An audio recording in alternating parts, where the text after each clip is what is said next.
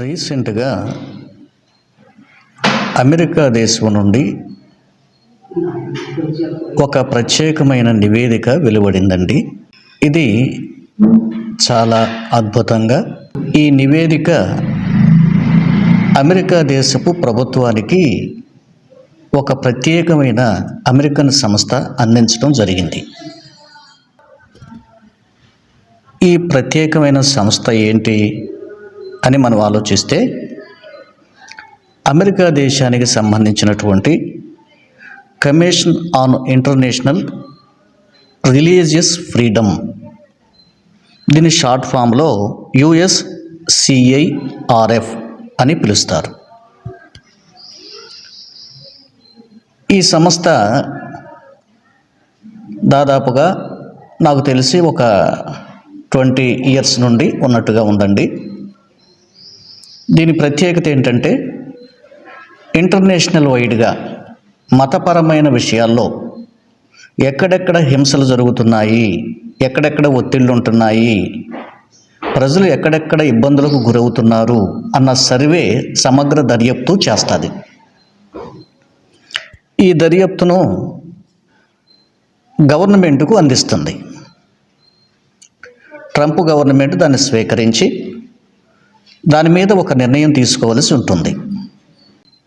ప్రపంచ క్రైస్తవ సమాజానికి సంతోషకరమైనటువంటి ఒక వార్తా కథనం. టోటల్గా భారతదేశం గురించి ఈ దర్యాప్తులో ఏం చెప్పిందంటే, భారతదేశంలో రోజు రోజుకి మైనారిటీ మతాలుగా ఉన్నటువంటి ఇస్లాం అనండి, క్రిస్టియన్స్ అనండి, వీళ్ళకి ముఖ్యంగా రక్షణ లేకుండా పోతోంది. దాడులు వీళ్ళ మీద కొనసాగుతున్నాయి. మతపరమైన అలజడులు భారతదేశంలో ఎక్కువ అవుతున్నాయి. వీటి మీద ఖచ్చితంగా గవర్నమెంట్ యాక్షన్ తీసుకోవాలి, ట్రంప్ గారు యాక్షన్ తీసుకోవాలి అన్నది ఈ నివేదిక ముఖ్య సారాంశం. అందులో వాళ్ళు పేర్కొన్నటువంటి సంస్థ ముఖ్యమైనది ఏదైనా ఒకటి ఉందంటే ఆర్ఎస్ఎస్ అనేటువంటి దాన్ని బ్యాన్ చేయాలి. ఆర్ఎస్ఎస్ సంస్థ అది రాజకీయ నాయకులతో కలిసి ఉంది గనక సత్వరం ఎవరికైనా మైనారిటీ రిలీజియస్కు అన్యాయం జరిగినప్పుడు వారికి వెంటనే న్యాయం జరగటం లేదు. గోమాత పేరుతో హింసిస్తున్నారు, చంపేస్తున్నారు, చర్చిల మీద దాడులు జరుగుతున్నాయి, పాస్టర్లను కొడుతున్నారు, తిడుతున్నారు, అవసరమైతే చంపేస్తున్నారు. ఈ రీతిగా మనం గతంలో కూడా చూసాం, ఇప్పటికి కూడా కొనసాగుతున్నాయి. ఛత్తీస్గఢ్లో ముఖ్యంగా, అట్లాగే మణిపూర్ మారణహోమం ఇంకా మనం మర్చిపోలేదు. ఇంకా అక్కడ మంటలు రేగుతూనే ఉన్నాయి. ఇలా ఈ దర్యాప్తు, అమెరికా చేపట్టిన ఈ దర్యాప్తు భేష్ అనే నేను చెప్తున్నా. ఖచ్చితంగా ఒకవేళ రా అనేటువంటి ఇంటెలిజెన్స్, భారతీయ ఇంటెలిజెన్స్ మీద కూడా వాళ్ళు కొన్ని ఆంక్షలు విధించాలి, ఇది కూడా సక్రమంగా పనిచేయట్లేదు అన్నటువంటి విషయాన్ని ప్రస్తావన చేశారు. నేను ఈ విషయంలోనైతే కలుగు చేసుకోవటం లేదు, కానీ కేవలం మతపరమైనటువంటి విషయంలో నేను చెప్పేది ఏంటంటే, ఖచ్చితంగా ఈ దర్యాప్తు నిజమే, కానీ మన భారతదేశం అబ్బెబ్బే ఏమి లేదండి, అదంతా ట్రాష్ అండి, ఒట్టిదండి, ఈ రిపోర్ట్స్ కరెక్ట్ కాదండి అంటూ కొట్టేసే ప్రయత్నం చేశారు. ఇప్పుడు మతోన్మాద సంబంధమైనటువంటి భావాజాలం కలిగిన వారు ఈ వార్త వినగానే వాళ్ళ గుండెల్లో రైలు పరిగెత్తుతున్నాయి, ముఖ్యంగా ప్రభుత్వం గుండెల్లో రైలు పరిగెత్తుతున్నాయి అని మనం చెప్పాలి. కనుక నేను గతంలోనే చెప్పాను, అమెరికా అధ్యక్షుడు కూడా గతంలో కామెంట్ చేశారు, మరి భారతదేశమే కాదు ఎక్కడైనా ఏ దేశంలోనైనా క్రైస్తవులపై హింస జరిగిస్తే నేను సహించను అంటూ ఆయన స్టేట్మెంట్ ఇచ్చాడు అన్న వార్తా కథనం విన్నాను. సో దాని మీద నేను మాట్లాడి మీకు పోస్ట్ కూడా చేసినట్టుగా ఉన్నాను. కనుక ఇది సారాంశం. దీని మీద ఒకరిద్దరు వీడియోలు మాట్లాడారండి. వీలైతే ఆ వీడియో క్లిప్పులు కూడా మీకు చూపించే ప్రయత్నం చేస్తాను. The US should impose a ban on RSS. This recommendation was made to the Donald Trump administration by the USCIRF, an official US government body. Its recommendations are clear. ఆర్ఎస్ఎస్ని బ్యాన్ చేయాలని USCIRF అనే ఒక సంస్థ Donald Trump అడ్మినిస్ట్రేషన్కి recommend చేసింది. నిజంగా వాళ్ళని ban చేయాలి, ఎందుకంటే గతంలో సర్దార్ పటేల్ గారు కూడా బ్యాన్ చేశారు. సో వీళ్ళు మనుస్మృతిని విపరీతంగా ప్రచారంలోకి తీసుకొస్తున్నారు, మనుస్మృతి అనే ఒక విషయాన్ని ప్రజల్లో నింపుతున్నారు. అందుకోసం ఆర్ఎస్ఎస్ని బ్యాన్ చేయాలనేది కాంగ్రెస్ చేసిన ట్వీట్. అమెరికాలో మన ఇండియా గురించి ఒక షాకింగ్ రిపోర్ట్ పబ్లిష్ అయ్యింది. ఈ రిపోర్ట్ ద్వారా అమెరికా ఇండియాను టార్గెట్ చేస్తుంది. మన దేశంలో ఉన్న ఆర్ఎస్ఎస్ ని కూడా బ్యాన్ చేయాలి అని చెబుతున్నారు. మన దేశానికి అగెన్స్ట్ గా జరుగుతున్న ఈ ప్రాపగాండాకి కాంగ్రెస్ పార్టీ తన ఫుల్ సపోర్ట్ ని అందించే ప్రయత్నం చేస్తుంది. అయితే ముఖ్యంగా మనం గ్రహించాల్సింది ఏంటంటే కాంగ్రెస్ ప్రభుత్వం దీన్ని సమర్థించింది. Note this point. దేశ రాజకీయాల్లో ప్రధాన ప్రతిపక్షంగా ఉన్నటువంటి రాహుల్ గాంధీ గారు కానివ్వండి, పార్టీ కానీ అమెరికా చేపట్టిన దర్యాప్తును సమర్థించింది. భేష్, చాలా సంతోషం. కాబట్టి నేనేదో స్పెషల్గా తప్పుగా మాట్లాడుతున్నానేమో అని హిందూ సోదరులు ఎవరు నా మీద కన్నెర చేయొద్దు. అలాగే క్రైస్తవులు కూడా అయ్యో లేనిపోయింది మనకెందుకండి అన్న భావన మీరెవరు కూడా వ్యక్తపరచొద్దు, అలాంటి కామెంట్స్ రాయొద్దు. ఇది మనకు చెందింది, మనకు సంబంధించింది. ముఖ్యంగా క్రైస్తవ సమాజానికి ఇది ఎంతో భరోసానిస్తుంది. ఇలాంటి విషయాలు లేకపోతే మైనారిటీలకు కష్టమే. ఇప్పుడు బంగ్లాదేశ్ ఉందండి, బంగ్లాదేశ్లో మైనారిటీగా హిందువులు ఉన్నారు, వారి మీద దాడులు కొనసాగుతున్నాయి. వాటిని కూడా నేను తీవ్రంగా ఖండిస్తున్నాను. అది తప్పు, అలా చేయకూడదు. అమెరికా ప్రభుత్వం ఆ విషయంలో కూడా చర్య తీసుకోవాలి. న్యాయంగా మనం మాట్లాడాలి. ఎవరి మీద దాడులు చేయటం దేవుని దృష్టికి మంచిది కాదు. కనుక నేను ఈ విషయాన్ని దాదాపుగా సమగ్రంగా తెలుసుకునే ప్రయత్నం చేశాను, విషయాలు విన్నాను. కనుక కాంగ్రెస్ ప్రభుత్వం దీన్ని సమర్థించింది అన్న పాయింట్ మీ మైండ్లో పెట్టుకోండి. కాంగ్రెస్ ప్రభుత్వం ఈ ఆర్ఎస్ఎస్ విషయంలో తీవ్రంగా స్పందిస్తుంది. మరి సర్దార్ వల్లభాయ్ పటేల్ గారు కూడా దీనిని ఖండించారు, ఈ ఆర్ఎస్ఎస్ను బ్యాన్ చేయాలని చెప్పారు అన్న విషయాన్ని కూడా కాంగ్రెస్ లేవనెత్తుతోంది. అంటే గతంలోనే ప్రముఖ నాయకులే ఆర్ఎస్ఎస్ను తిరస్కరించారు. కొంతకాలం అది బ్యాన్ కూడా చేయబడింది నిజానికి నాకు తెలిసి. కనుక ఈ ఆర్ఎస్ఎస్ దీని యొక్క భావాజాలంతో మరి అసలు ఏం జరుగుతుంది, వార్తా కథనం ఏంటన్నది మీకు క్లియర్గా చదివి వినిపించే ప్రయత్నం చేస్తా, సరేనా? US commission on international religious freedom, USCIRF అంటారు దీన్ని. ఈ అమెరికా ప్రభుత్వానికి చెందిన స్వతంత్ర కమిషన్ విడుదల చేసిన 2026వ సంవత్సరపు వార్షిక నివేదిక. అంటే వీళ్ళు ప్రతి సంవత్సరం ఏ దేశంలో ఏం జరుగుతుంది, మతపరంగా ఎక్కడ హింస చెలరేగుతుంది అన్న నివేదిక ప్రతి సంవత్సరం ప్రభుత్వానికి ఈ ప్రత్యేకమైన సంస్థ దర్యాప్తు చేసి రిజల్ట్ అందిస్తుంది. ఇప్పుడు ఈ సంస్థ ఏం చేసింది, ఇండియాకు చెందినటువంటి ఆర్ఎస్ఎస్ను బ్యాన్ చేయాలి అని రికమెండ్ చేసింది. ఇప్పుడు నిర్ణయం ఎవరి చేతుల్లో ఉంది, ట్రంప్ గారి చేతుల్లో ఉంది. ఇప్పుడు మన వాళ్ళకి గుండెలో రైళ్లు ఎందుకు పరిగెత్తుతున్నాయి, ఒబామా లాంటి వాడు కాదు ట్రంప్ గారు, జార్జ్ బుష్ లాంటి వాడు కాదు ట్రంప్ గారు, ఏమండి ఇంకా ఏదో బిల్ క్లింటన్ లాంటి వాడు కాదు మన ట్రంప్ గారు, అర్థమైందా? ఇలాగున ఇతర ప్రైమ్ మినిస్టర్స్ వలె ట్రంప్ గారు ఉండడు, ఎప్పుడేం మాట్లాడుతో తెలియదు. ఇతను కనుక శాంక్షన్ విధిస్తే, బ్యాన్ ప్రకటిస్తే దేశానికి చాలా నష్టం వస్తుంది అని ఇంటర్నల్గా చాలామంది రాజకీయ నాయకులు ఒక విధంగా భారతీయ ప్రభుత్వమే షాక్ అవుతున్నటువంటి సంఘటనే ఇది. ఖచ్చితంగా పైకి మేకపోతు గాంభీర్యం ప్రదర్శించి స్టేట్మెంట్లు ఇచ్చిన ఇది అంటే ఏముండో, ఇక్కడ నా దేశాన్ని నేను ప్రేమిస్తున్నా, నా భారతదేశం అన్ని రంగాల్లో వర్ధిల్లాలి, నా దేశం ఘనంగా ఉండాలి, దేవుని నేను ప్రేమిస్తా, నా దేవుని తర్వాతే నా కుటుంబమైనా, నేనైనా, నా దేశమైనా, నా ప్రజలైనా, ఏ దేశమైనా, అర్థమైనది, నాకు దేవుడే ఫస్ట్, తర్వాతే ప్రజలు, మానవులు, వీళ్ళంతా. ఓకే, కనుక నేను న్యాయబద్ధంగా మాట్లాడతా, ధర్మబద్ధంగా మాట్లాడతా, ప్రపంచం అంతా మానవులందరూ ఒకటే అని చెప్తా. నేను భారతదేశాన్ని ప్రేమిస్తున్నాను కనుక పాకిస్తాన్ని తిట్టను నేను భారతదేశాన్ని ప్రేమిస్తాను కనుక చైనాని ద్వేషించండి అక్కర్లేదు. అర్థమైందా? బైబిల్ నీతి అది కాదు. శత్రువును కూడా ప్రేమించమని బైబిల్ బోధిస్తుంది. ఇది నీతి. ఆ నీతిని అందరూ నేర్చుకోండి, క్రైస్తవ సమాజం ముఖ్యంగా నేర్చుకోండి. కనుక ఇక్కడ ఏం రాయబడింది? ఆ నివేదికలో ప్రధానంగా చెప్పిన విషయాలు ఇవి. ఏంటండి? భారతదేశంలో మత స్వేచ్ఛ పరిస్థితులు దిగజారుతున్నాయి అని పేర్కొన్నారు. First point. మరి ఇది నిజమా కాదా చెప్పండి. ఏమండి సాయి గారు,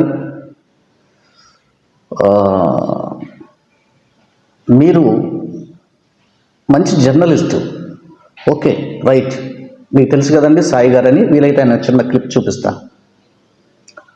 కాంగ్రెస్ ప్రభుత్వం ఇది విషపూరితమైంది, కాంగ్రెస్ ప్రభుత్వం వస్తే ఇంతే సంగతులు మన పని అంటూ దీని మీద ఆయన వ్యాఖ్యానం చెప్తూ దేశాన్ని పొగుడుతూ బీజేపీ గవర్నమెంట్ను ఆకాశానికి ఎత్తేశాడు.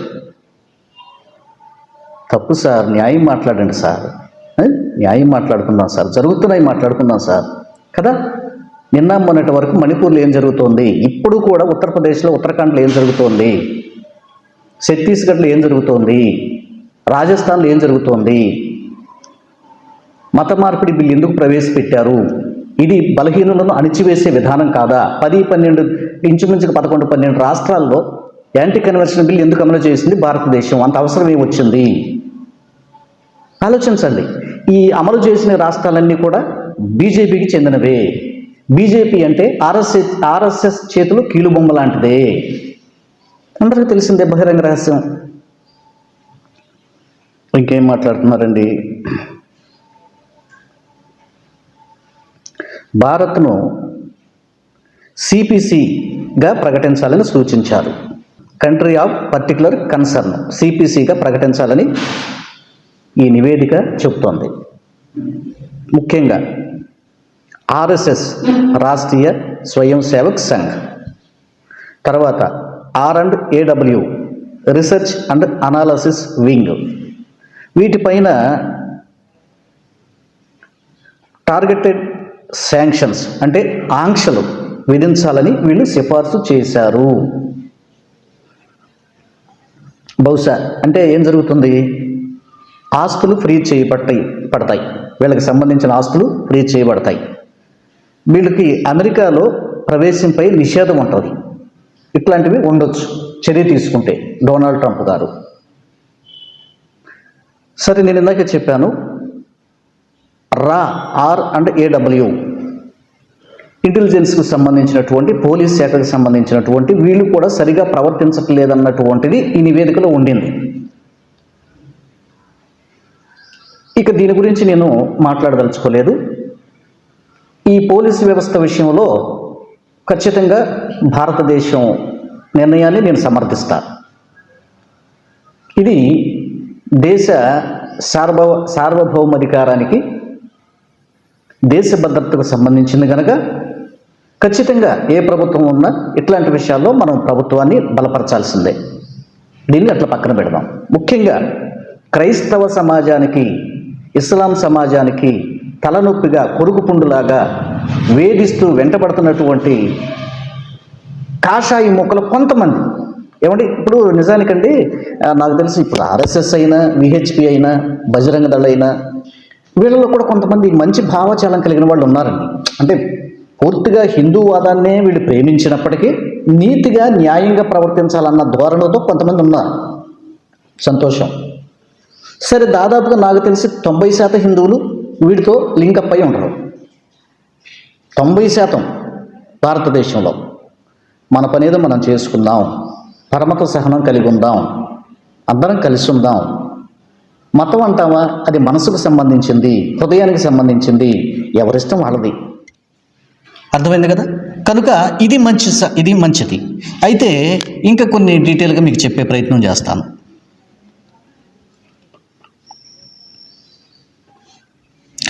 భారతదేశం దీని మీద ఎలా స్పందించింది? నిజానికి భారతదేశం ఈ విషయంలో షాక్ అయిందని చెప్పాలి. ఓకే, భారత ప్రభుత్వం ఈ నివేదికను తీవ్రంగా ఖండించింది అంటేనే మీకు అర్థమైపోవాలి. షాక్ అయిపోయింది. లేదు లేదు, ఇదేంటి దీన్ని మేము ఒప్పుకోం అంటుంది. ఇది పక్షపాతంతో ఇచ్చినటువంటి నివేదిక అని చెప్తుంది. డిస్ట్రాయిటెడ్ పిక్చర్ ఆఫ్ ఇండియా అని చూపిస్తుందని విమర్శించింది. చూసారా, ఆధారాలు నమ్మదగినవిగా కావని కూడా తన అభిప్రాయాన్ని భారతదేశం చెప్పింది. రైట్, ఇది భారతదేశ స్పందన. ఈ సంస్థ, దర్యాప్తు చేపట్టిన సంస్థ చేసినటువంటి ఆరోపణలు ఏంటి అన్నది కూడా మనం ఒకంత తెలుసుకోవాలి.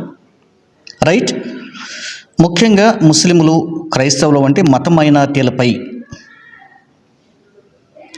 ఒత్తిడి చేయడం. చూసారా, రాజ్యాంగంలో సువార్త ప్రకటించుకునే స్వేచ్ఛ ఉన్న బజారుల్లోకి వెళ్ళి సువార్త ప్రకటిస్తుంటే తిడుతున్నారు, కొడుతున్నారు. అరే, నిన్నగాక మొన్న తెనాలి ప్రాంతంలో నేను ఒక వీడియో పెట్టాను, మరి మీరు ఎందుకు చాలామంది చూడలేదు, ఏంటో కారణం నాకు తెలియదు. తెనాలి ప్రాంతానికి బాపట్ల నుంచి వచ్చి ఏదో ఒక ఫ్యామిలీ, ఒకరిద్దరు పాస్టర్ గారులు వచ్చి ఏదో పుట్టినరోజు అయితే కాస్త కొంతమంది పేదవాళ్ళని అక్కడ కూర్చోబెట్టి వాళ్ళకి ప్రార్థన చేసి, ఆడు కూడా కూర్చున్న వాళ్ళే ప్రార్థన చేస్తున్నారండి. అంటే ఆల్రెడీ వాళ్ళు క్రిస్టియన్స్ అని అర్థం. ఒక మతోన్మాది వెళ్ళి ఆటంకపరిచేది, మీరు ఇక్కడ ఏం చేస్తున్నారు? అయ్యా, మాకు వాళ్ళు బలవంతంగా తెచ్చారా? లేదయ్యా, మా అంతటి మేమే వచ్చాం, తీసుకోబోతున్నాం, తినబోతున్నాం అంటే వాళ్ళు అక్కడ నుంచి వెళ్ళగొట్టి భయభ్రాంతులకు గురి చేసి ఒక మతోన్మాది, తెనాల్లో రమణ అంట అతని పేరు.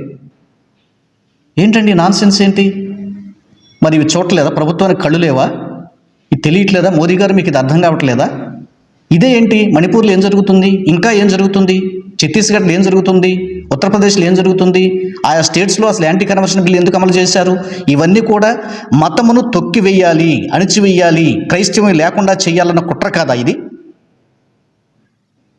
అని చెప్తుంది. కాంగ్రెస్ కూడా వాదిస్తుంది.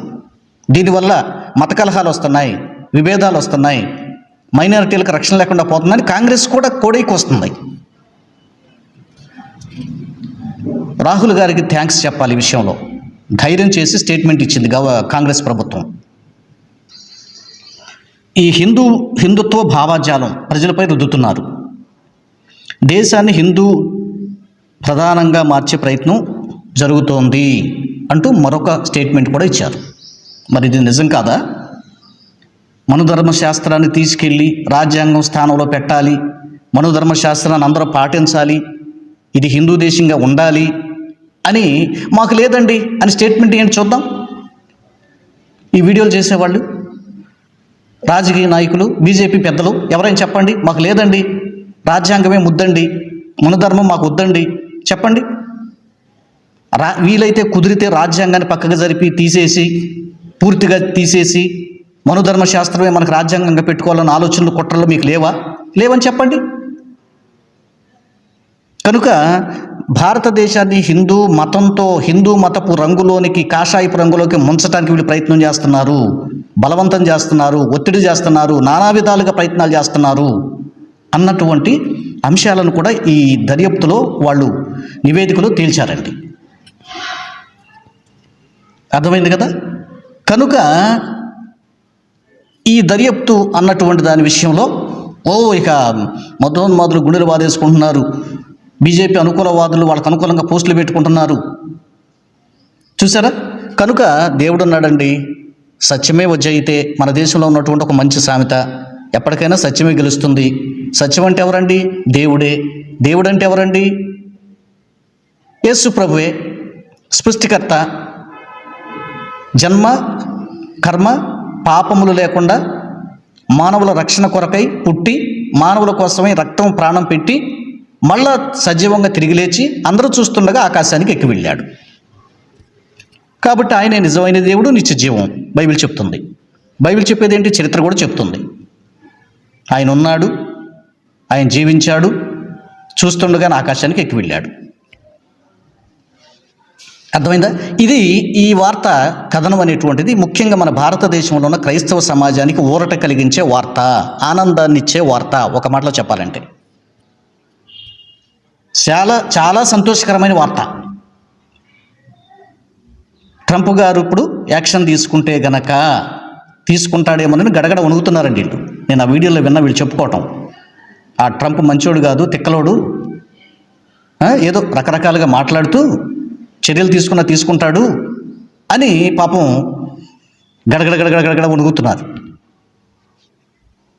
ఇలాంటి వ్యక్తి ఖచ్చితంగా ప్రపంచంలో కూడా ఉండాలి. ట్రంప్ గారు కాదండి, ఆయన స్థానంలో ఇంకొక ఎవరైనా ఉండాలి. ప్రపంచంలో ఖచ్చితంగా ఉండాలి. న్యాయం, ధర్మం నడిపించడానికి ఖచ్చితంగా ప్రపంచ దేశాలకు సంబంధించి ఉండాల్సిందే. అందుకే నేను ట్రంప్ గారు నేను అభిమానిస్తా. నేను అసలు మీకు చెప్పాను ఎన్నోసార్లు, ట్రంప్ గారు ఎన్నికల్లో గెలవాలి అని మన ఛానల్ నుండి కూడా సపోర్ట్ ఇచ్చాం. భారతదేశంలో ఉండి మనం ఓటేయలేకపోయినా ప్రపంచ దేశాల్లో ఉన్నటువంటి వారు మన వీడియోలు చూస్తారు. ఇండియాలో ఉన్న తెలుగువారు మన వీడియోలు చూస్తారు. కొన్ని లక్షల మంది ప్రజలు ఉన్నారు అమెరికాలో, గుర్తుంచుకోండి. అందుకే నేను ట్రంప్కి మద్దతు ఇచ్చాను. దేవుని మహాకృపను బట్టి ట్రంప్ గారు గెలిచారు. ట్రంప్ గారు ఒక మంచి క్రైస్తవుడు. ఏదో కొంతమందికి ఆయన ఏదో పిచ్చోడండి, ఏదో ఇది ఒక పూట ఒకటి మాట్లాడుతాడు, ఒక పూట ఒక ఏమీ కాదు. చక్కగా ఆలోచించి చక్కటి నిర్ణయాలు ఆయన తీసుకుంటున్నాడు. క్రైస్తవ సమాజం మేము నమ్ముతున్నాం. ఆయన ఎవరికి అన్యాయం చేయడు. ఓకే, సో కనుక ఈ విషయాల్లో మాత్రం ఇది ఒక శుభవార్త లాంటిదండి. మతోన్మాదులైన వారికి ఇది ఒక దుర్వార్త. గొంతులో పచ్చి వెలక్కాయ పడ్డట్టే. అర్థమైందా? అందరికి కాదండి, హిందువులందరికి కాదు సుమా, నా భారతీయులందరికి కాదు సుమా, మత ఉద్రేకాలను ప్రేరేపించే వారి గొంతులో వెలక్కాయ పడ్డట్టు. వాళ్ళు ఏ క్యాస్ట్లో ఉన్నా సరే అది తప్పు. మత వివాదాలు తేవద్దు, ఇతర మతాలను గౌరవించండి, ఇతర మతాలను ప్రేమించండి అని ట్రంప్ గారు హెచ్చరిస్తున్నాడు ఎప్పటి నుంచో. నైజీరియాకి కూడా వార్నింగ్ ఇచ్చాడు. నైజీరియాలో ముస్లింలైనటువంటి వారు క్రైస్తవుల్ని ఊచకోతకు వస్తున్నారు. వాళ్ళకు కూడా వార్నింగ్ ఇచ్చాడు. ఇప్పుడు చాలా వరకు సద్దుమణిగినాయండి. అది కాబట్టి ఇది ధర్మంగా ఈ విషయాలు మనం పరిశీలించాలి. థ్యాంక్ యూ అండి. మరి ఈ వీడియో మీకు నచ్చితే షేర్ చేయండి, లైక్ చేయండి, మన ఛానల్ని సబ్స్క్రైబ్ చేసుకోవటం క్రొత్త వాళ్ళైతే మర్చిపోకండి. Thank you. వందనాలు.